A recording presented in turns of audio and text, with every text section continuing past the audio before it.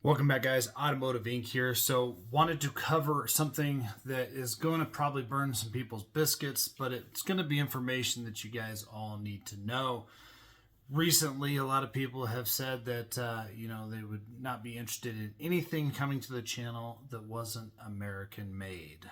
Well, we have to get our hands and our head around this whole concept. I think that what they meant by that was the Ram. If we brought a Ram to the channel, that is not an American-made pickup. And so we are going to share some information. Okay, it's out there if you want to do some research on it and everything like that. So first things first, you guys probably all know this, and I'm going to be looking at my notes here as we go. In 1995, Dodge Chrysler moved truck production to Saltillo, Mexico. From that point, no matter who has changed hands, whether it be Blue Tech, whether it be Stellantis or Fiat or whoever has owned Ram along the way, the production of the Ram truck has been and will be continuing to be assembled in Saltillo, Mexico. Now, keeping in mind, guys, that truck plant has one of the highest quality ratings, period, over American manufacturing plants and everything like that.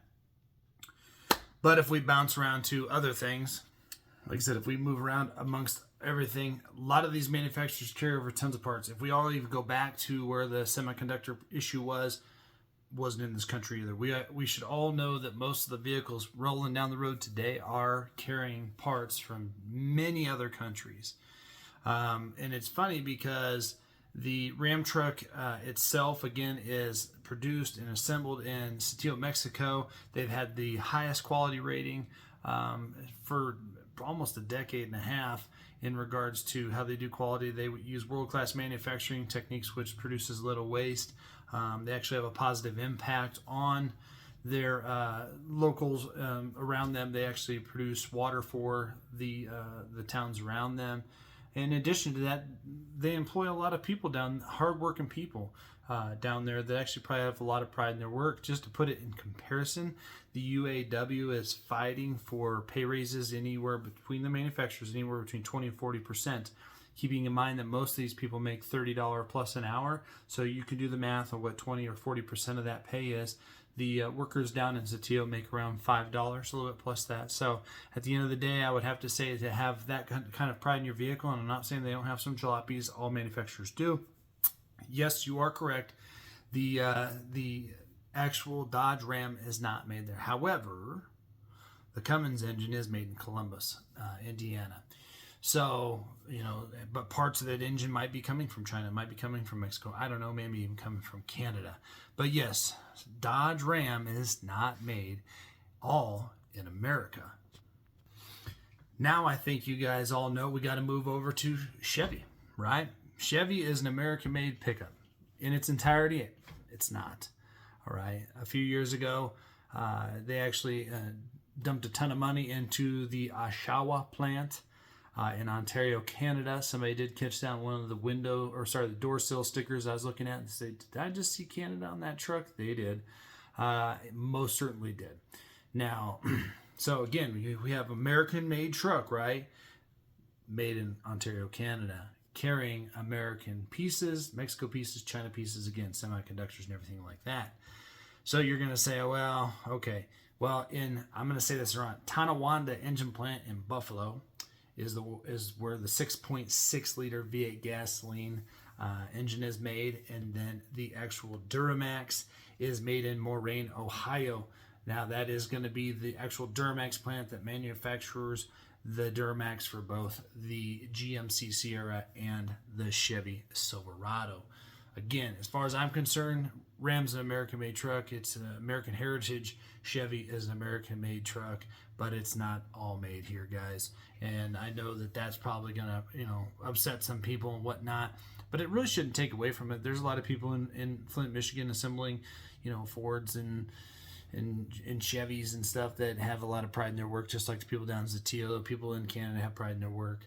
So, at the end of the day, it is what it is, but, you're an American-made truck, and it has been for a long time. Actually, there's GM is actually thinking about moving a plant down there. They have actually been building some of the half-ton, and most two-door pickups are made in Mexico and assembled down there. So it's kind of crazy to think that, but that is what it is. So last but not least, the Ford Super Duty is the only American-made pickup in America. It's not true. Unfortunately, the hardworking people over at the Kentucky plant, several of the Ford plants, yes, they are assembled here, guys. But I must break your heart, because the Ford 6.7 Power Stroke is and has been made and manufactured for a long time. And you guessed it, Chihuahua, Mexico. All right. So I think even they said the 6.4 was initially manufactured down there, which everybody knew that was kind of a flop. But at the end of the day, the 6.7 is not made in America. And then you're probably going to be thinking, well, Jeremy, then fine, I won't go diesel because I'm going to get me an American-made truck and I'm going to get me the 7.3 Godzilla. Well, you guys know I love the 7.3 Godzilla. However, your 7.3 Godzilla is not made here in the United States. It is actually manufactured in Windsor, Ontario. So it's not made here. Now you might be thinking, fine, then I'm going to get the 6.8 and get me an American-made truck, fully American-made truck. Well, although that would still be impossible, the 6.8 shares production space with the 7.3, also in Windsor, Ontario. So at the end of the day, guys, you can't find one. I mean, most of Lincoln products are actually made in Mexico. And I look back when I was growing up, and there was a lot of sense of pride of knowing made in America. They would stamp that on tags and stuff, and I stand behind America. I love America. God bless it. And at the end of the day, we're just not going to be immune from having vehicles assembled or parts from other countries thrown in our thing. But I won't ever, push away or be prejudiced against a certain vehicle because of the state, country, or where it's actually located. I like Kia, I like Honda. Those are Korean cars. No problems with that. Toyota's fine. You look at all these. I've had tons of Subarus, great cars. And at the end of the day, like I said, maybe this information, a lot of people, manufacturers aren't necessarily going to be like shoving this information out there. They want to be bona fide as an American truck. The heritage will carry Ford and Ram and Chevy all the way. To be honest with you, the only fully assembled truck in America is the GMC Sierra HD, and that is, I think they said, Roanoke. And so it doesn't share, according to what I've been able to dig up, doesn't share any shelf space at the Ontario plant. And so, at the end of the day, I look at it like you just have to be open. We're always going to stay open on this channel. I've had tons of Rams. I've had more Rams than I think I've had any other manufacturer out there. And I've had only one actually leave me on the road. And I've had one Ford leave me stranded briefly. And I don't think I've ever even had a Chevy leave me stranded, or a GMC. But that doesn't make them immune from that. But at the end of the day, we can't all sit back and claim at all that these American-made trucks are made all in America here. And even if they did, they're going to have a semiconductor or a microchip or some other ECM or some other BS that came from some other country. And I think at the end of the day, that makes them, less, expensive. But that's just the way it is. There's not those manufacturing type plants here. There was never money dumped into that. And I can guarantee you this, if the UAW thing goes through and these labor costs go up like that, they will move more to Mexico, because again, those folks down there are not making a fraction of what these workers up here are making. And down there, they have a sense of pride. They're doing their job. They're glad to have benefits. They're glad to be working. And at the end of the day, I hope that they can stay here and keep building, but that cost is going to be sent down to the consumer, guys. So if you think that 40% raise, I think that would be pretty outstanding for any of us. But at the end of the day, if you were to give 40% raises to 51,000 employees, I think if I remember right, one of the plants has, then that probably means our vehicles prices are going to go up anywhere between, say, 20 and 40%. The cost is not going to be just washed away in the finances of the companies. So at the end of the day, guys, we will be bringing an American truck to the channel coming soon. I will be announcing that really soon.